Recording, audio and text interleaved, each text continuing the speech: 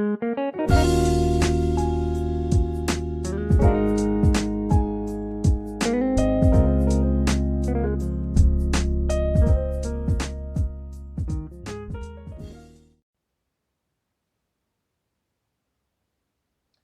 and welcome, dear students.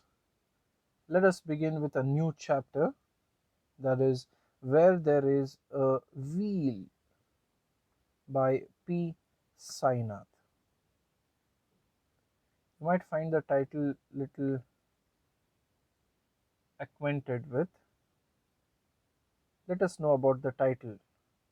The title is a pun. What is pun? Pun is a figure of speech, a type of wordplay in which similar sounds of two words are deliberately confused. So this is pun. Here will and wheel are the two similar sounding words that are used to deliberately confuse us. So it gives more of a punch to the title with the usage of wheel here. The title has been inspired by a renowned proverb, where there is a will, there is a way. As per the title, we get to know how wheel paves way for the aspirations of some rural women. So wheel here stands as one of the sorting tools for the women who suffer from a lot of things in villages in rural India. Wheel plays a pivotal role in a social movement. Social movement, as I said, there is a movement that is happening in the part of Tamil Nadu, that is Pudukottai district. A social movement is happening against the ill activities that happen against women. So wheel stands or plays, in fact, a pivotal role in that social movement. Let us get to know about the author, P. Sainath. He was born in the year 1957. He is an Indian journalist and a photojournalist as well. He hails from Chennai.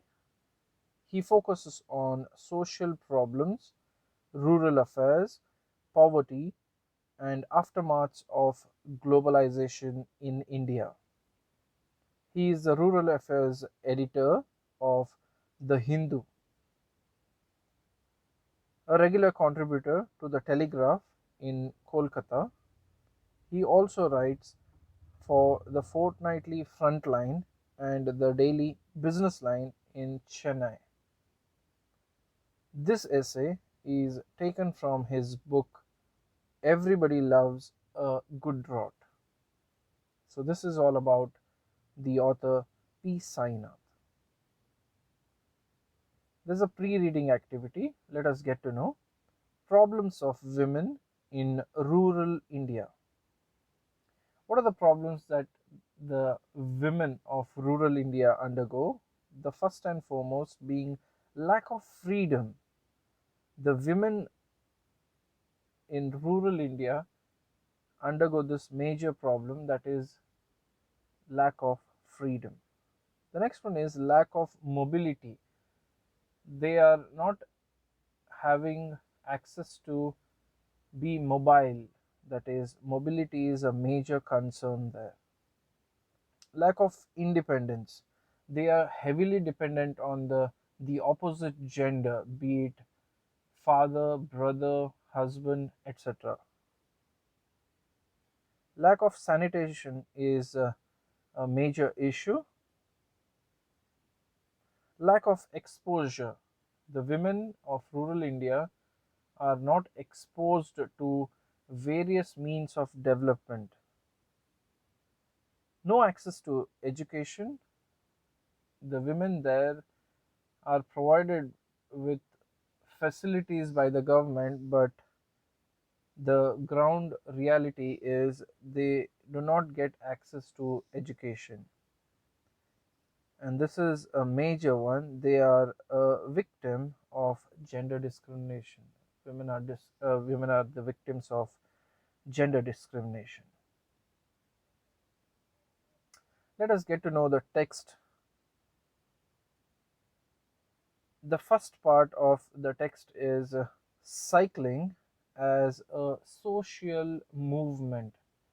In order to curb these problems that are mentioned here, there is a social movement that is happening in one of the districts of Tamil Nadu, that is Pudukottai. Though cycling as a social movement sounds far fetched, but not to thousands of neo-literate rural women of Pudukottai district of Tamil Nadu.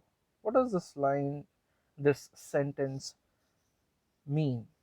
Well, for many women in various parts of the country, rural women that is, they undergo a lot of problems. But in order to go against those problems, one has to have a social movement.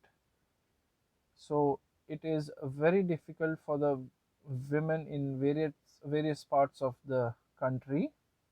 But for these women in Pudukottai district of Tamil Nadu, it is very possible for to come up with a social movement. So they considered cycling as a social movement. For thousands of neoliterate is nothing but newly educated rural women, it is possible to come up with cycling as a social movement.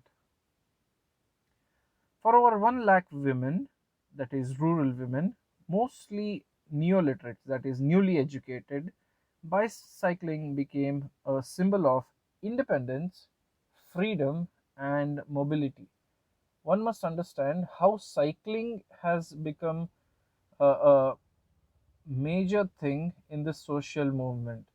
Cycling, because it gives a sense of independence. You're not depending heavily on the opposite gender in the house, as I said earlier.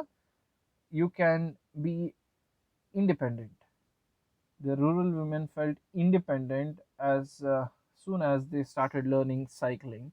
They experienced a sense of freedom as soon as they learned cycling, and mobility as well. They could go wherever they wanted without depending on the transportation system or any kind of system that their family members could provide them. For over one fourth of all rural women have learned cycling if girls below 10 years of age are excluded. So, one fourth of rural women in Pudukottai have learned cycling. So, it's a huge number as far as the rural Indian women state is considered.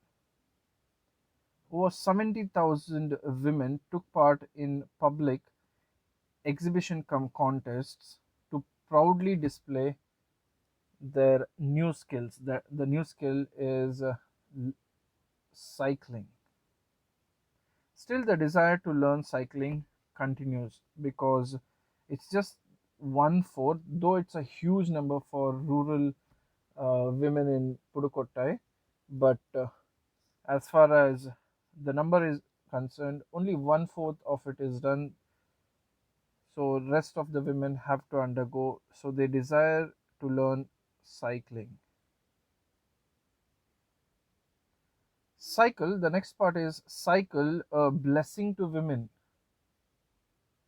There are a lot of characters that are mentioned here. There are a lot of people, there are a lot of women who take part in cycling and consider themselves to be blessed people for acquiring this skill of cycling. The first among them is Jamila Bibi. She says it's her right. She says women can go anywhere and they don't have to wait for the bus. People made dirty remarks when she started cycling, but she paid no heed. She did not pay attention to those filthy remarks that came her way, because for her it was mobility that mattered the most. She said it was her right, it was her independence that she was experiencing that was more important than these filthy remarks that were flung on her.